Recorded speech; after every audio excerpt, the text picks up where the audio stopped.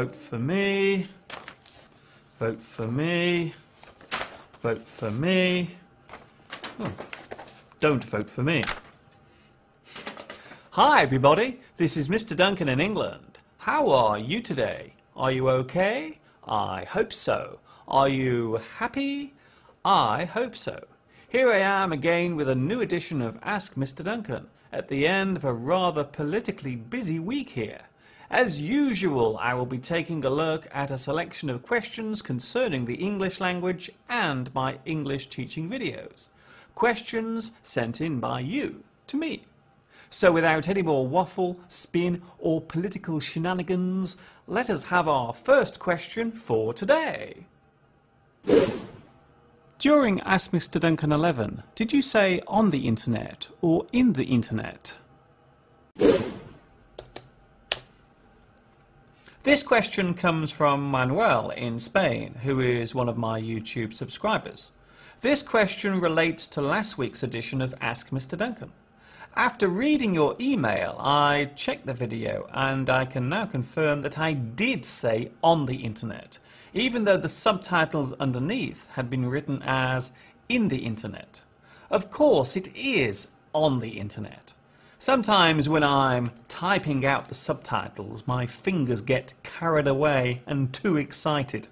Thank you, Manuel, for pointing that one out to me. Is it hard for a Japanese student to learn English?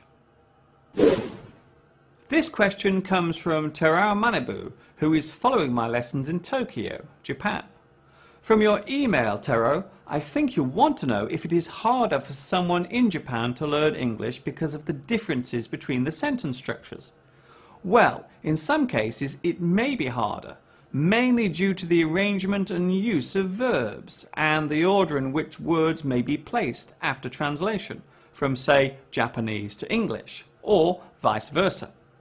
There are of course many languages that complement each other, and because of this are easier to learn, such as English and French. But even then there are still differences between how the words are used and where they are placed. When we compare English and Japanese, there are no real similarities at all. The word order may be different, but so are the sounds that make up the language too.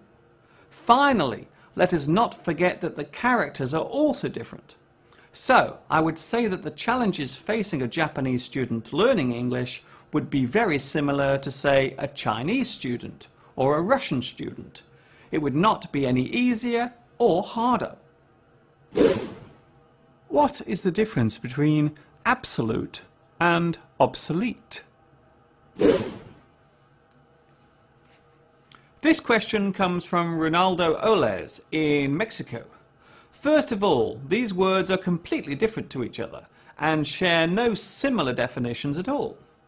Absolute relates to something that is complete, total, or unlimited. To have absolute control, absolute power. Something is unconditional.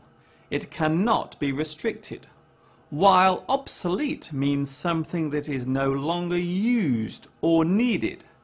This computer is obsolete.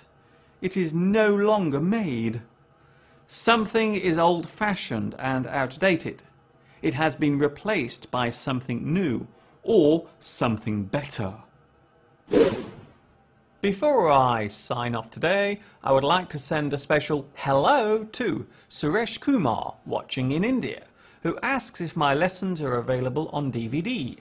Sadly, at this time, Suresh, my lessons are not available on DVD at all, but they are always here for you on YouTube. Tran Kim Huang in Vietnam, who writes to ask about the best ways to practice English. My advice is to build up your word power through listening and reading, which should be done daily. Listening and repeating is also a good method, but this can seem dull to some students. If confidence is your weakness, then try practicing in front of a mirror. Share your love of English with others, either on the net or in person at an English corner. A big hello to Noor Mariam in Turkey, who appears to enjoy my funny lessons and clear pronunciation. That is all from me for today. Thank you for asking me. Join me again next week for some more questions and answers. Who knows, I could be answering you. This is Mr Duncan in England saying ta-ta for now.